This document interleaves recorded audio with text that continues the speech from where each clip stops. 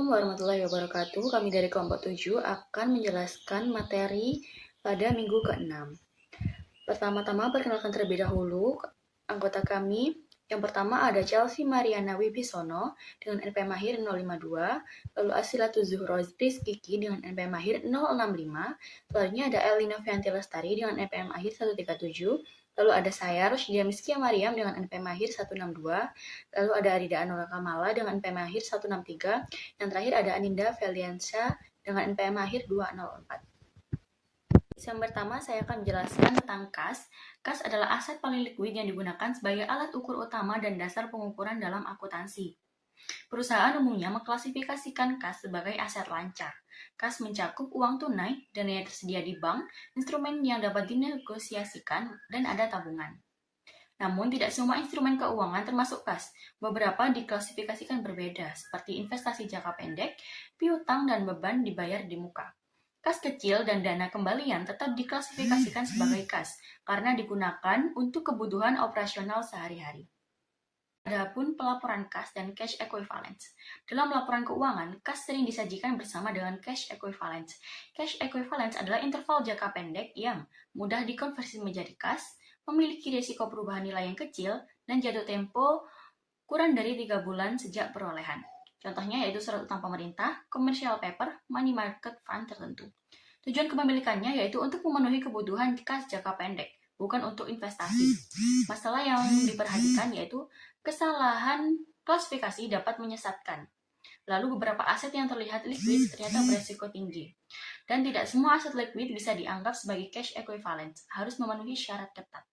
Selanjutnya ada restricted cash dan bank overdraft, yaitu restricted cash adalah kas yang dibatasi penggunaannya, kas yang disisihkan untuk tujuan tertentu, lalu harus dipisahkan dari kas biasa. Klasifikasinya yaitu aset lancar jika digunakan dalam kurun waktu kurang dari 1 tahun, lalu aset tidak lancar jika digunakan untuk jangka panjang.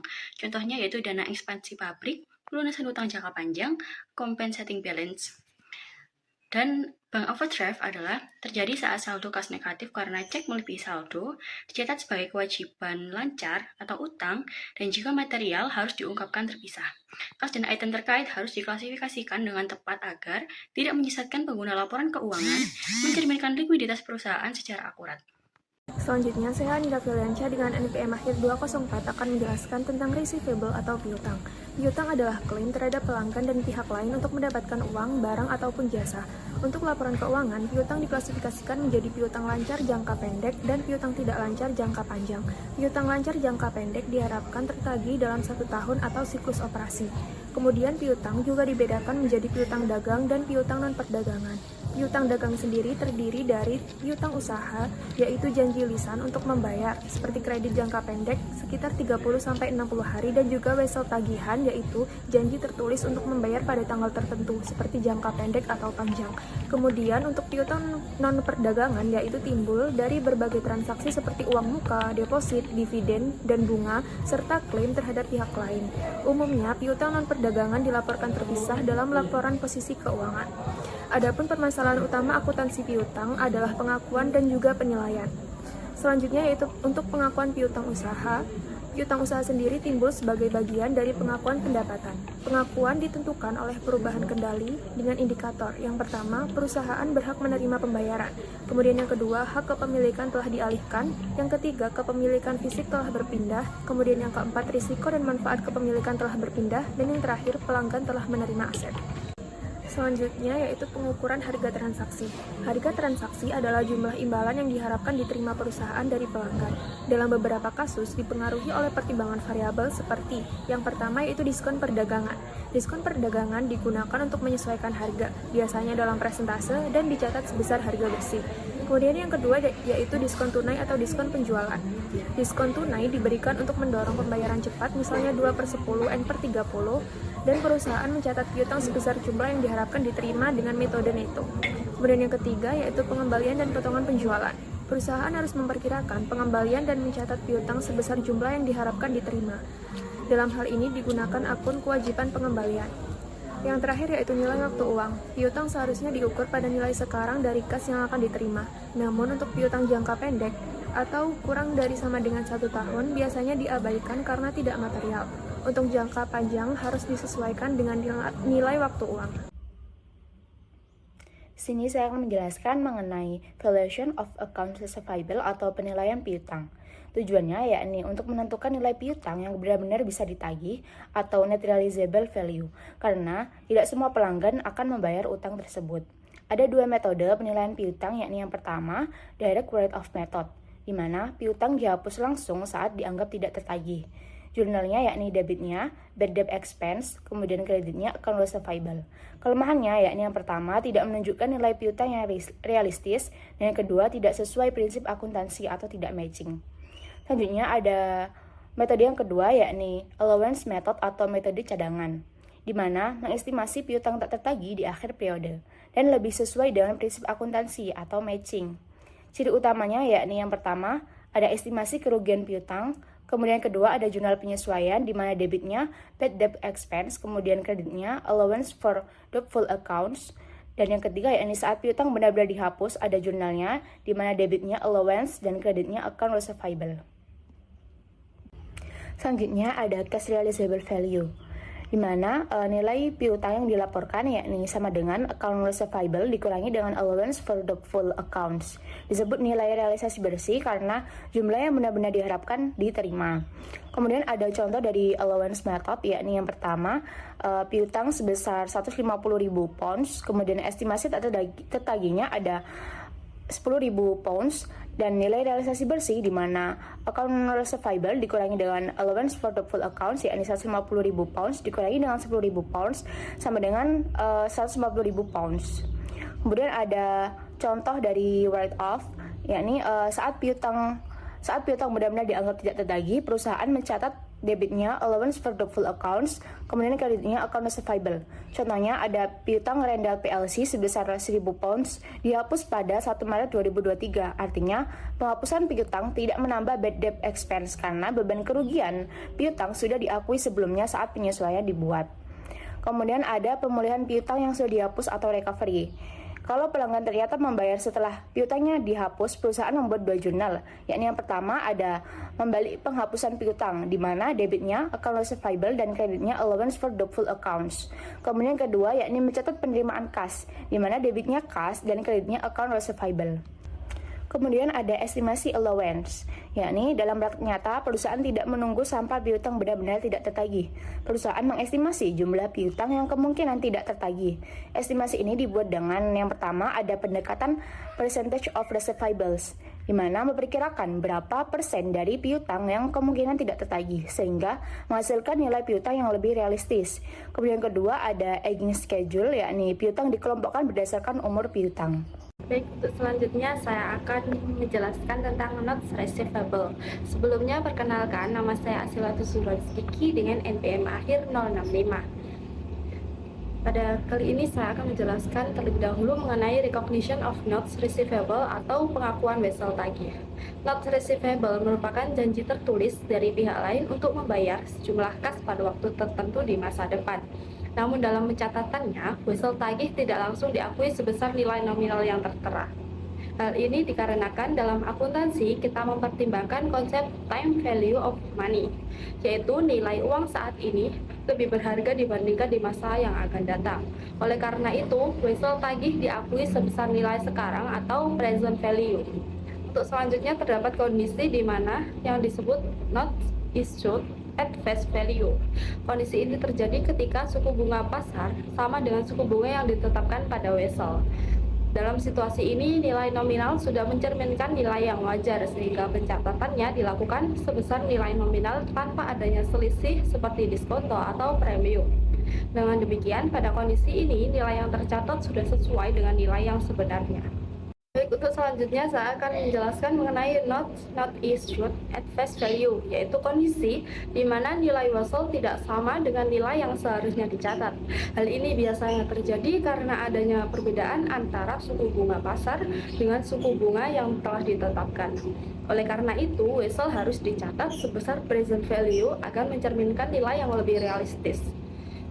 perbedaan antara nilai nominal dan nilai sekarang ini akan menimbulkan selisih. Jika nilai sekarang ini lebih kecil daripada nilai nominal, maka disebut sebagai diskon. Sebaliknya, jika lebih besar, maka disebut sebagai premium.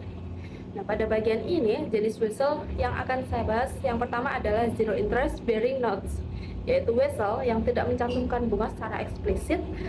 Meskipun demikian, sebenarnya unsur bunga sudah terkandung di dalam nilai nominalnya. Akibatnya nilai nominal biasanya lebih besar dibandingkan dengan nilai sekarang, sehingga akan muncul selisih berupa diskon. Selisih ini nantinya akan diamortisasi sebagai pendapatan bunga selama jangka waktu wesel. Dengan demikian, pengakuan wesel tagih bertujuan untuk menyesuaikan nilai agar memberikan nilai yang wajar dengan mempertimbangkan nilai waktu uang. Demikian selanjutnya saya akan dijelaskan oleh rekan saya. Nama saya Chelsea Mariana Bibisono, NPM akhir 052. Pada slide ini saya akan menjelaskan mengenai wesel berbunga dan wesel untuk barang atau jasa. Wesel berbunga yaitu piutang yang memiliki bunga dengan nilai nominal tertentu. Namun, bunga yang ditetapkan bisa berbeda dengan bunga pasar. Sedangkan wesel yang digunakan dalam transaksi barang atau jasa, jika dalam wesel tersebut tidak ada bunga atau bunganya tidak wajar, maka pencatatan dilakukan menggunakan nilai wajar agar sesuai dengan kondisi sebenarnya. Selanjutnya saya akan menjelaskan mengenai pemilihan tingkat bunga. Dalam transaksi wesel, penentuan tingkat bunga tidak selalu langsung terlihat dari awal. Biasanya, tingkat bunga ditentukan berdasarkan kondisi transaksi yang terjadi. Jika nilai wajar dari barang dan jasa atau properti yang ditukar dapat diketahui, maka nilai tersebut digunakan sebagai dasar untuk menentukan tingkat bunga yang sebenarnya. Namun, jika nilai wajar tersebut tidak dapat menentukan nilai wajar karena tidak ada pasar yang jelas, maka perusahaan perlu memperkirakan tingkat bunga yang sesuai.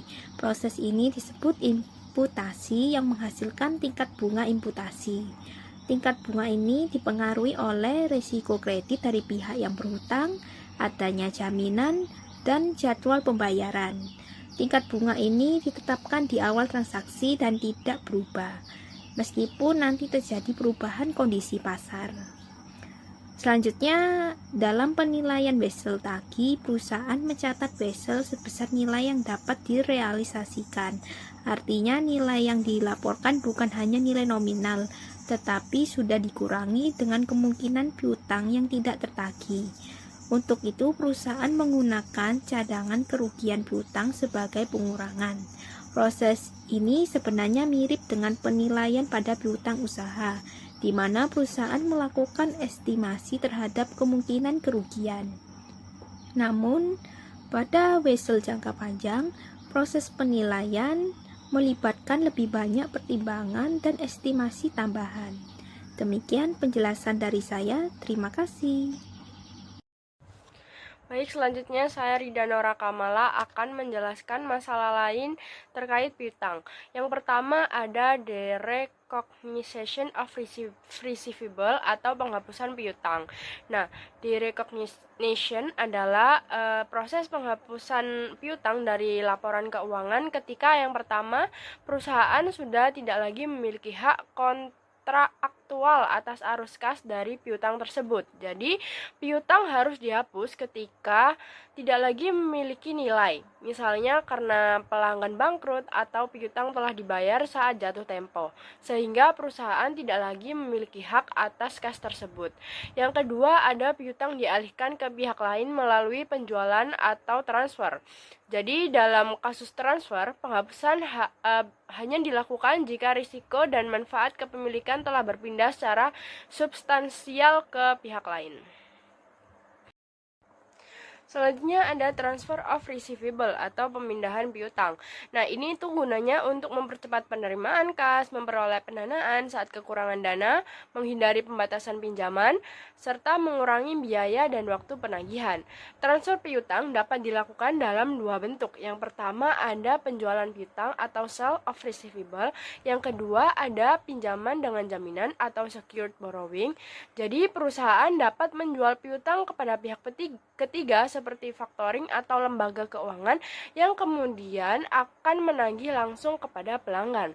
Nah, factoring ini juga terdapat dua bentuk. Yang pertama tanpa jaminan atau without reserve.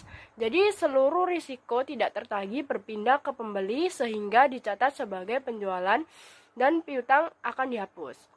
Yang kedua ada dengan jaminan atau with reserve.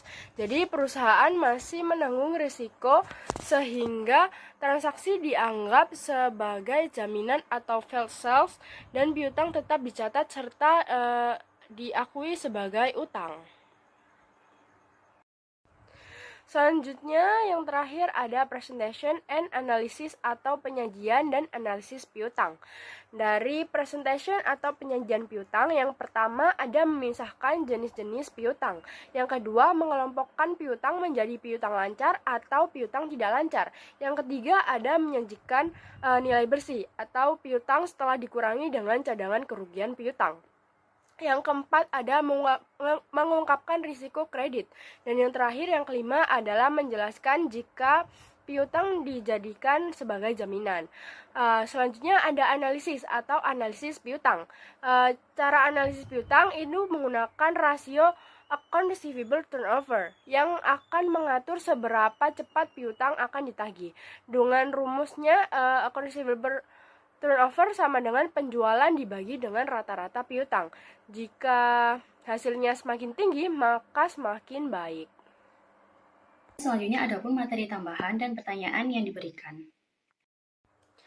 Baik, saya akan menjelaskan metode pencatatan persediaan FIFO, LIFO, dan juga average. Di sini FIFO dahulu atau first in first out adalah metode di mana barang yang pertama masuk dijual terlebih dahulu, sehingga persediaan akhir berasal dari pembelian terbaru. Pada FIFO perpektual, setiap transaksi langsung dicatat sehingga HPP selalu update dan hasilnya lebih akurat. Sedangkan pada FIFO metode periodik, HPP dihitung pada akhir periode dengan rumus HPP sama dengan persediaan awal ditambah dengan pembelian lalu dikurangi dengan persediaan akhir. Sedangkan LIFO atau last in first out adalah metode di mana barang terakhir masuk dijual terlebih dahulu sehingga persediaan akhir berasal dari barang lama. Pada LIFO perpektual, HPP langsung menggunakan harga pembelian terbaru saat terjadi penjualan. Sedangkan pada LIFO periodik, perhitungan dilakukan di akhir periode dan hasilnya bisa berbeda dengan metode perpektual. Selanjutnya, saya akan menjelaskan mengenai metode pencatatan persediaan dengan metode average atau rata-rata. Metode average sendiri artinya menggunakan harga rata-rata untuk menentukan HPP atau harga pokok penjualan dan persediaan. Pada average perpetual atau moving average, harga rata-rata dihitung setiap ada pembelian. Dengan rumus, harga rata-rata sama dengan total biaya persediaan dibagi total unit, sehingga HPP menggunakan harga rata-rata terbaru. Sedangkan pada average periodik, dihitung di akhir periode dan digunakan untuk menentukan HPP dan persediaan akhir. Dengan menggunakan rumus, harga rata-rata sama dengan persediaan awal ditambah pembelian dibagi dengan total unit tersedia. Dan ada pun pertanyaan, metode perpetual, metode mana dari FIFO, LIFO, average yang menurut peraturan IFRS tidak diperbolehkan lagi untuk digunakan? Berikan juga alasannya. Jawabannya, menurut standar International Financial Reporting Standards atau IFRS, metode yang tidak diperbolehkan untuk penilaian persediaan adalah LIFO, last in first out. Alasan tidak diperbolehkan yaitu yang pertama tidak mencerminkan arus fisik barang secara realistis. Yang kedua menghasilkan nilai persediaan yang kurang relevan di neraca, lalu mengurangi daya banding laporan keuangan, dan keempat ada berpotensi digunakan untuk manipulasi laba. IFRS melarang penggunaan LIFO karena tidak memberikan representasi yang andal dan relevan terhadap kondisi keuangan perusahaan, serta mengurangi keterbandingan laporan keuangan. Selanjutnya ada soal dari metode persediaan FIFO dengan metode periodik, yakni toko Sentosa memiliki data persediaan barang dagang selama bulan Februari sebagai berikut. Yakni 1 Februari persediaan awalnya ada 80 unit, seharga Rp9.000 per unit. Kemudian Februari ada pembelian 120 unit dengan harga Rp10.000 per unit. Dan 12 Februari ada penjualan 100 unit. Kemudian 18 Februari ada pembelian 100 unit dengan harga Rp11.000 per unit. Dan 25 Februari ada penjualan 140 unit. Diminta untuk menghitung persediaan akhir dengan metode FIFO periodik dan hitung HPP. Yakni jawabannya, yang pertama, menghitung barang tersedia untuk dijual terlebih dahulu, di mana ada persediaan awal 80 unit dengan harga Rp9.000 per unit, yakni sama dengan Rp720.000. Kemudian ada pembelian 6 Februari sebesar 120 unit dengan harga Rp10.000 per unit, di mana harganya menjadi Rp1.200.000. Kemudian ada pembelian 18 Februari sebesar 100 unit dengan harga Rp11.000 per unit, yakni sama dengan Rp1.100.000. Maka dari itu, total barang tersedia untuk dijual, unitnya ada 80 ditambah dengan 120 ditambah dengan 100, yakni sama dengan 300 unit, dan nilainya yakni Rp720.000 ditambah dengan Rp1.200.000 ditambah dengan Rp1.100.000 sama dengan Rp3.020.000. Kemudian yang kedua yakni menghitung jumlah unit terjual, di mana yang pertama ada penjualan pada 12 Februari sebesar 100 unit, dan yang kedua ada penjualan 25 Februari sebesar 140 unit. Maka dari itu total terjualnya ada 240 unit. Maka persediaan akhirnya yakni 300 dikurangi dengan 240, maka sisa 60 unit. Kemudian yang ketiga yakni menghitung persediaan akhir dengan FIFO periodik, di mana dalam FIFO periodik persediaan akhir diambil dari barang yang terakhir dibeli. Maka sisa 60 unit ini berasal dari pembelian terakhir. Maka dari itu 60 unit sebesar Rp11.000 per unit, yakni sama dengan Rp660.000. Jadi persediaan akhirnya yakni sebesar Rp660.000. Kemudian yang keempat yakni menghitung HPP dengan rumus HPP sama dengan persediaan awal ditambah pembelian bersih dikurangi dengan persediaan akhir. Maka dari itu persediaan awalnya Rp3.020.000 dikurangi dengan Rp660.000, maka dari itu HPP-nya sebesar Rp2.360.000. Sehingga HPP totalnya ada Rp2.360.000 dan persediaan akhirnya ada Rp660.000. Selanjutnya ada soal dari metode persediaan FIFO dengan metode periodik, yakni toko Sentosa memiliki data persediaan barang dagang selama bulan Februari sebagai berikut. Yakni 1 Februari persediaan awalnya ada 80 unit seharga Rp9.000 per unit. Kemudian Februari ada pembelian 120 unit dengan harga Rp10.000 per unit, dan 12 Februari ada penjualan 100 unit. Kemudian 18 Februari ada pembelian 100 unit dengan harga Rp11.000 per unit. Dan 25 Februari ada penjualan 140 unit. Diminta untuk menghitung persediaan akhir dengan metode FIFO periodik dan hitung HPP. Yakni jawabannya, yang pertama, menghitung barang tersedia untuk dijual terlebih dahulu, di mana ada persediaan awal 80 unit dengan harga Rp9.000 per unit, yakni sama dengan Rp720.000. Kemudian ada pembelian 6 Februari sebesar 120 unit dengan harga Rp10.000 per unit, di mana harganya menjadi Rp1.200.000. Kemudian ada pembelian 18 Februari sebesar 100 unit dengan harga Rp11.000 per unit, yakni sama dengan Rp1.100.000. Maka dari itu, total barang tersedia untuk dijual, unitnya ada 80 ditambah dengan 120 ditambah dengan 100, yakni sama dengan 300 unit, dan nilainya yakni Rp720.000 ditambah dengan Rp1.200.000 ditambah dengan Rp1.100.000 sama dengan Rp3.020.000. Kemudian yang kedua yakni menghitung jumlah unit terjual, di mana yang pertama ada penjualan pada 12 Februari sebesar 100 unit, dan yang kedua ada penjualan 25 Februari sebesar 140 unit. Maka dari itu total terjualnya ada 240 unit.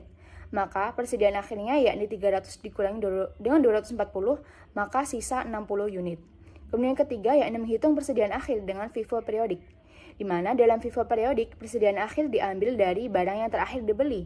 Maka sisa 60 unit ini berasal dari pembelian terakhir. Maka dari itu 60 unit sebesar Rp11.000 per unit, yakni sama dengan Rp660.000. Jadi persediaan akhirnya yakni sebesar Rp660.000.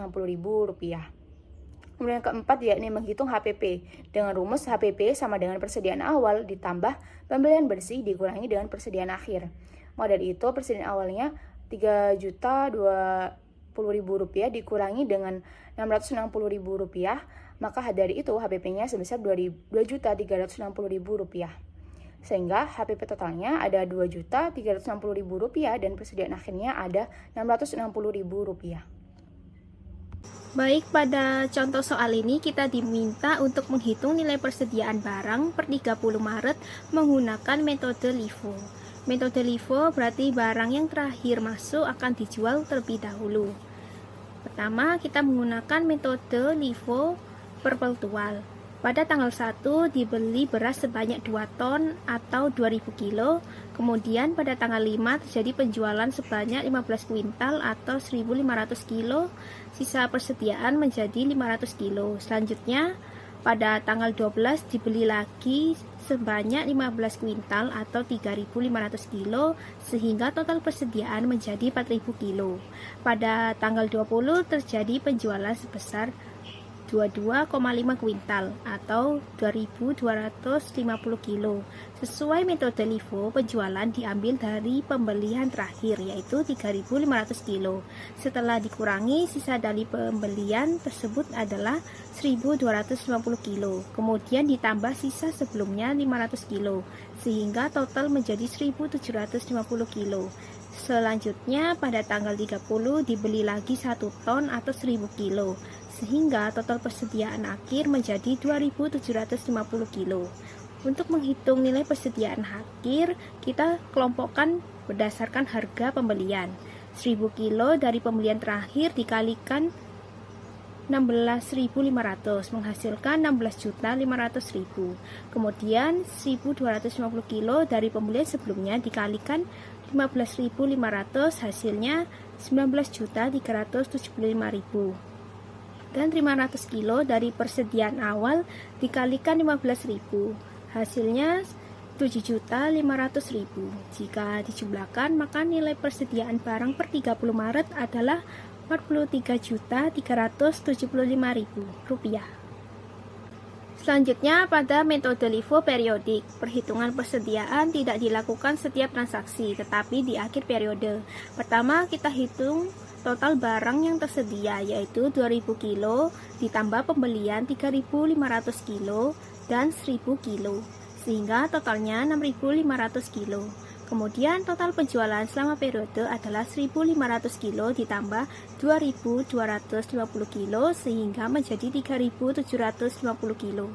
Maka persediaan akhir adalah 6500 kilo dikurangi 3750 kilo yaitu sisa persediaan akhir 2750 kilo. Selanjutnya, karena menggunakan metode LIFO, maka penjualan dianggap berasal dari pembelian terakhir, sehingga persediaan akhir terdiri dari 750 kilo dari pembelian kedua dan 2000 kilo dari persediaan awal. Perhitungannya adalah 750 kilo dikali 15.500 hasilnya 11.625.000 dan 2000 kilo dikali 15.000 hasilnya 30 juta. Jika dijumlahkan, nilai persediaan akhir adalah 41.625.000 rupiah. Baik, untuk selanjutnya saya akan menjelaskan contoh soal mengenai metode pencatatan persediaan khususnya untuk menggunakan metode average atau rata-rata. Pada pembahasan ini saya akan menjelaskan dua metode yaitu average dengan sistem perpetual dan average dengan sistem periodik dengan menggunakan contoh kasus dari PT Sinar Abadi agar lebih mudah untuk kita pahami. Baik, untuk yang pertama kita bahas metode average dengan sistem perpetual yaitu metode yang menghitung ulang harga rata-rata setiap terjadi pembelian. Pada soal yang telah dijelaskan untuk persediaan awal sebanyak 100 unit dengan harga Rp10.000 sehingga totalnya diperoleh Rp1.000.000. Kemudian terdapat pembelian 200 unit dengan harga Rp12.000 sehingga total menjadi Rp3.400.000 untuk 300 unit dan rata-ratanya sekitar Rp11.333 per unit. Untuk selanjutnya ada pembelian lagi sebesar 100 unit dengan harga Rp14.000 sehingga total persediaan menjadi Rp4.800.000 untuk 400 unit dan rata-rata terbaru adalah Rp12.000 per unit. Saat terjadi penjualan 250 unit digunakan harga rata-rata terakhir yaitu Rp12.000 sehingga diperoleh HPP sebesar Rp3 juta. Sisa persediaan adalah 150 unit dengan nilai sebesar Rp1.800.000. Jadi pada metode perpetual rata-rata akan terus diperbarui setiap ada pembelian. Baik, untuk selanjutnya kita bahas metode average dengan sistem periodik di mana perhitungan rata-rata dilakukan pada akhir periode. Untuk pertama kita jumlahkan seluruh persediaan yaitu persediaan awal sebesar Rp1 juta ditambah pembelian sebesar Rp2.400.000 dan Rp1.400.000 sehingga totalnya menjadi Rp4.800.000 dengan total 400 unit. Kemudian dihitung rata-ratanya yaitu sebesar Rp12.000 per unit. Untuk menghitung HPP, penjualan 250 unit dikalikan dengan Rp12.000 hingga diperoleh sebesar Rp3.000.000. Sisa persediaan adalah 150 unit dengan nilai sebesar Rp1.800.000. Jadi perbedaan utama metode periodik adalah perhitungan dilakukan di akhir sehingga lebih sederhana. Sekian penjelasan dari kelompok 7 mengenai materi pada pertemuan ke-6. Atas perhatiannya kami ucapkan terima kasih. Wassalamualaikum warahmatullahi wabarakatuh.